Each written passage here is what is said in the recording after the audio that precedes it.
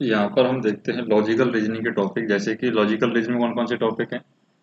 Statement assumption यानी पूर्व धारणा है। स्टेटमेंट आर्गुमेंट कथन और तर्क है। कॉज एंड इफेक्ट यानी कारण और परिणाम। कोर्स ऑफ एक्शन यानी कार्यवाही। रीजन एंड असर्शन और डिसीजन मेकिंग और स्टेटमेंट कंक्लूजन, ये 7 टॉपिक हैं लॉजिकल रीजनिंग के अंदर आते हैं।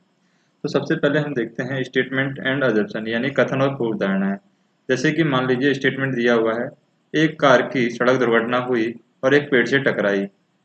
अब यहाँ पर क्या दिया हुआ है, दो स्टेटमेंट दिए हुए हैं। अजम्पशन क्या होता है, पूर्व धारणाएं होती हैं जिनकी संभावना 100% से लेस देन होती है, यानी कि हो भी सकती है नहीं भी हो सकती। कंक्लूजन क्या होता है, निष्कर्ष होता है, और ये 100% ट्रू होता है कंक्लूजन। जैसे एक कार की सड़क दुर्घटना हुई और एक पेड़ से टकराई। अब यहाँ पर हो सकता है कि एक सड़क सड़क अच्छी नहीं थी, तो सड़क अच्छी नहीं थी, और दूसरा दे रखा है कि ड्राइवर काफ़ी कुशल था, पिछले 15 साल से कार चला रहा था। ये दो स्टेटमेंट हमें दे रखे हैं। तो हमेशा फेवर में जो बात बोल रखी है उसके रहना है, हमें फेवर से अगेंस्ट यहाँ पर नहीं जाना है। जैसे कि इसकी पूर्व धारणाएं क्या दे रखी है, अजम्पशन दे रखा है। पूर्व धारणाएं कौन सी पूर्व धारणा हो सकती है, जैसे दुर्घटना ड्राइवर की वजह से हुई, तो दुर्घटना कभी भी ड्राइवर की वजह से नहीं हो सकती। क्यों नहीं हो सकती ड्राइवर की वजह से, क्योंकि यहाँ पर दिया हुआ है ड्राइवर काफ़ी कुशल था, इसलिए 15 साल से कार चला रहा था। तो ड्राइवर की वजह से ऐसी कोई गलती नहीं हो सकती जिसकी वजह से ये धारणा सही हो, तो ये यहाँ पर गलत है। दूसरा, कार में कुछ यांत्रिक खराबी थी, तो ये यहाँ पर पूर्व धारणा सही हो सकती है, क्योंकि यांत्रिक खराबी की वजह से कार है उसका ब्रेक फेल हो गया या कुछ ऐसा हो गया जिसकी वजह से ये पूर्व धारणा यहाँ पर सही है। तो यहाँ पर हम कह सकते हैं कि केवल दो पूर्व धारणाएं ऐसी हैं जो कभी भी सही नहीं हो सकती। पहली तो जो कथन का विरोध करें, जैसे कि ड्राइवर वाली बात है, यहाँ पर कथन का विरोध कर रही है, तो ये कभी भी सही नहीं हो सकती। दूसरा, इलॉजिकल हो, जिसका कोई लॉजिक ही नहीं हो, ऐसी पूर्व धारणाओं को हम कभी भी सही नहीं करेंगे। जैसे दूसरा स्टेटमेंट हम देखें, कथन दिया हुआ है कि सरकार ने देश के सभी सूखा प्रभावित क्षेत्रों के लिए अतिरिक्त कार्यक्रम के बदले अनाज कार्यक्रम की घोषणा की है। यानी जो भी अतिरिक्त काम करेगा उसके बदले उसको पैसे नहीं दिए जाएंगे, उसको अनाज दिया जाएगा। उसके बदले अनाज कार्यक्रम की यहाँ पर घोषणा की है। तो पूर्व धारणा क्या हो सकता है, इन कार्यक्रमों को चलाने के लिए सरकार के पास पर्याप्त निधि है।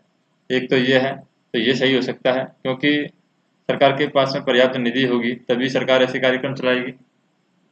दूसरा यहाँ पर दे रखा है, हो सकता है कि इन कार्यक्रमों के कारण प्रभावित लोगों को कम से कम दिन में एक बार तो खाना मिल जाए।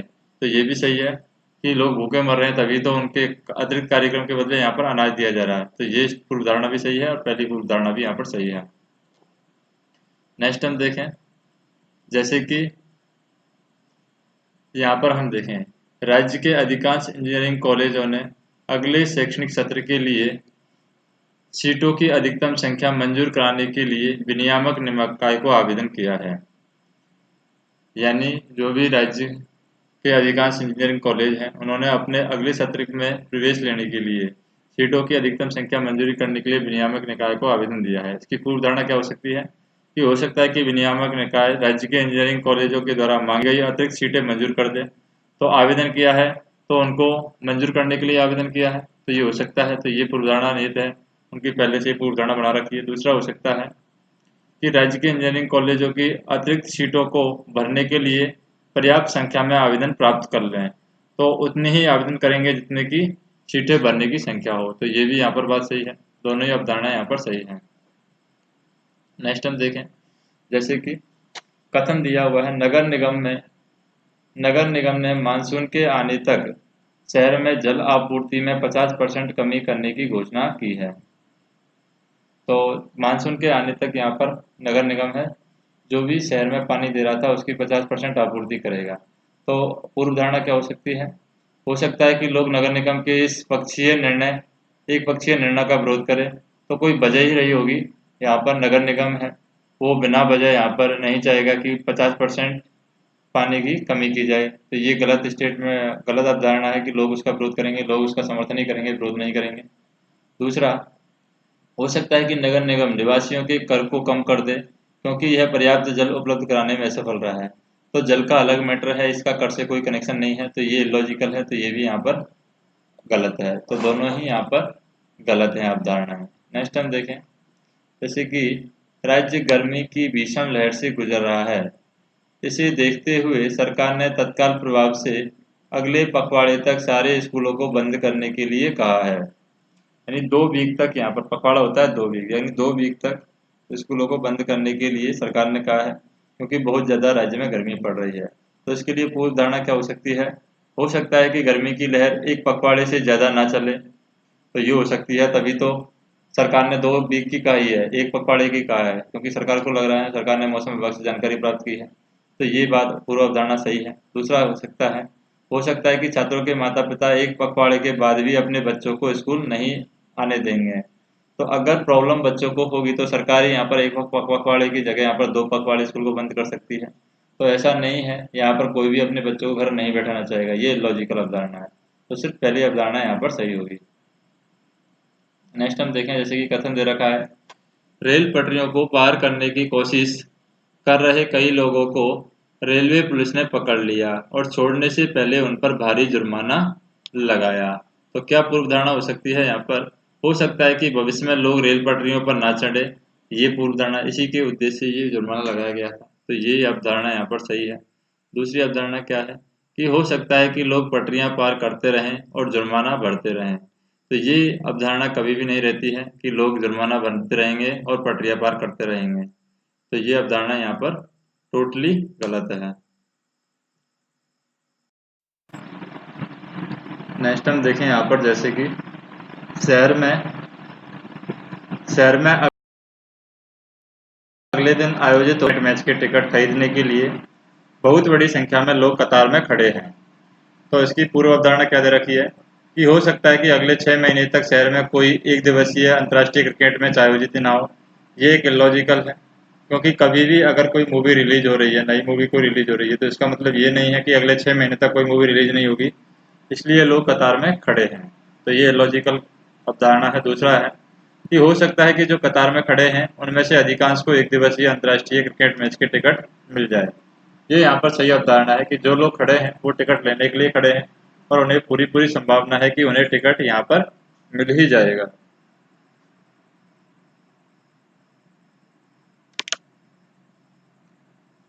नेक्स्ट हम देखें यहाँ पर अगला क्वेश्चन, जैसे कि कर्मचारी संघ ने अपने सदस्यों को वार्षिक कार्यक्रम से दूर करने के लिए कहा है, क्योंकि ने उनकी कई मांगे नहीं मानी थी।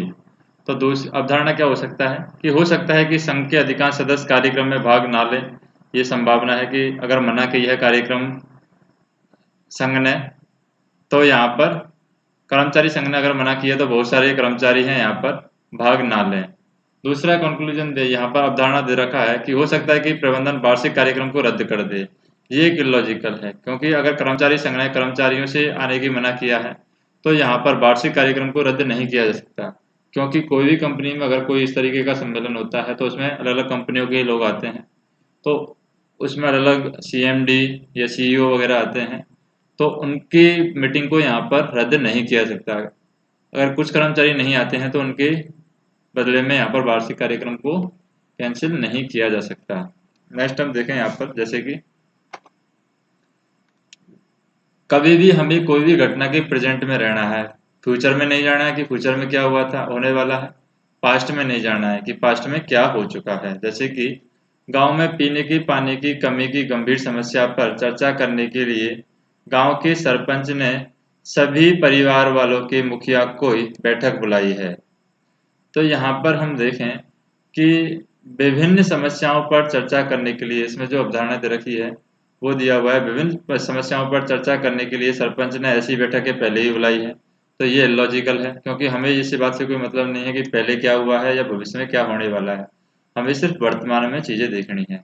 दूसरा दे रखा है कि हो सकता है कि अधिकांश परिवारों के मुखिया सरपंच के द्वारा बुलाई गई बैठक में भाग लें। ये संभावना है, क्योंकि अगर सरपंच ने बैठक बुलाई है तो लोग उस बैठक में भाग लेने के लिए जाएंगे ही। तो ये यहाँ पर सही है। नेक्स्ट हम देखें, कथन दे रखा है, नगर निगम ने तटों के किनारे रहने वाले लोगों की, नगर निगम ने क्या किया है यहाँ पर, तटों के किनारे रहने वाले लोगों को मानसून के दौरान ऊंची जगह पर जाने के लिए कहा है। तो अवधारणा क्या है कि हो सकता है कि झोंपड़ियों में रहने वाले कई लोग शहर छोड़ दें और राज्य में कहीं और जाकर बस जाएं। तो कभी भी नगर निगम या जो भी है वो परमानेंट जाने के लिए नहीं कहता है, तो ये अवधारणा गलत है। दूसरा, हो सकता है कि तट के किनारे झोंपड़ियों में रहने वाले अधिकांश लोग मानसून के दौरान ऊंची जगहों पर आकर रहने की कोशिश करें, क्योंकि अगर नगर निगम ने कहा है तो ऊंची जगह पर जाकर रहने की कोशिश करेंगे। सिर्फ कब? मानसून के दौरान जाकर रहने की कोशिश करेंगे। वापस मानसून जैसे निकल जाएगा वापस वो अपनी जगह पर यहाँ पर आ जाएंगे। नेक्स्ट हम देखें, जैसे कथन दे रखा है, चक्रवातीय तूफानों से सागर तटों को प्रभावित होने को मद्देनजर रखते हुए जिला प्रशासन ने तटवर्ती क्षेत्रों में बेतार संचार प्रणाली की स्थापना का निर्णय लिया है। तो इसकी अवधारणा क्या दे रखी है? चक्रवर्तीय तूफानों के कारण दूरभाषीय संपर्क व्यवस्था भंग हो सकती है। ये बात सही है यहाँ पर, क्योंकि चक्रवर्ती तूफानों की वजह से दूरभाषी संपर्क व्यवस्था भंग हो सकती है। इसीलिए जिला प्रशासन ने यहाँ पर संचार प्रणाली की स्थापना का निर्णय लिया है। दूसरी अवधारणा क्या हो सकती है? बेतार संचार प्रणाली चक्रवातीय तूफान के आपात को सहने में सक्षम हो सकती है। तो ये अवधारणा भी यहाँ पर सही है। इसीलिए तो यहाँ पर जिला प्रशासन ने तटवर्ती क्षेत्रों में बेतार संचार प्रणाली की स्थापना का निर्णय लिया है। नेक्स्ट हम देखें, कथन दे रखा है, हाल ही में स्टॉक एक्सचेंज मार्केट में आई जबरदस्त गिरावट की जांच के लिए भारत सरकार ने संयुक्त संसदीय समिति का गठन किया है। तो क्या हो सकता है कि समिति के सदस्यों में जांच करने के लिए अपेक्षित विशेषज्ञता हो सकती है। तो अगर समिति का गठन किया है तो जांच करने के लिए अपेक्षित विशेषज्ञता हो सकती है। ये बात यहाँ पर सही है, अवधारणा सही है। दूसरा, इससे पूर्व समिति उन दस्तावेजों पर कब्जा करे, उन गिरावट के लिए जिम्मेदार लोग अपने सभी दस्तावेजों को यहाँ पर नष्ट कर देंगे। तो ये पूर्व धारणा गलत है, इसलिए समिति का गठन नहीं किया गया है कि ताकि वो अपने जो भी दस्तावेज हैं उनको नष्ट कर दें। नेक्स्ट हम देखें, यात्री कार निर्माता कंपनी के प्रबंधक ने बताया कि मैं मांग की कमी को ध्यान में रखते हुए अपने कर्मचारियों की संख्या घटाने का निर्णय लिया है। यानी यहाँ पर हम कह सकते हैं कि यात्री कार निर्माता कंपनी के प्रबंधक ने बाजार में जो कार की मांग घट रही थी, तो बाजार में मांग की कमी को ध्यान में रखते हुए अपने कर्मचारियों की संख्या घटाने का निर्णय लिया है। तो इसमें अवधारणा क्या हो सकती है? पूर्व अवधारणा, कंपनी के द्वारा निर्मित कार की मांग की कमी का सिलसिला निकट भविष्य में जारी रह सकता है। ये बात सही है, इसीलिए तो उसने ऐसा निर्णय लिया है। दूसरा, यह कंपनी अपने घटे हुए कर्मचारियों की संख्या के साथ भी अपना व्यवसाय कर सकती है। तो ये भी अवधारणा सही है, तभी तो कंपनी ने कर्मचारियों की संख्या घटाने का निर्णय यहाँ पर लिया है। नेक्स्ट हम देखें, जैसे कि राज्य सरकार ने अधिसूचना जारी की है कि वे सभी कोचिंग संस्थानों अपने शिक्षकों का परिचय, आधारभूत सुविधाओं एवं शुल्क संबंधी पूर्व विवरण के साथ अपना पंजीयन शीघ्र करवा लें। तो यहाँ पर अवधारणा क्या है कि वैसे सभी कोचिंग संस्थान जिनके पास आवश्यक आधारभूत सुविधाएं और शिक्षक नहीं है बंद हो सकते हैं। इसीलिए तो सरकार ने यहाँ पर डेटा मांगा, तो ये अवधारणा सही है।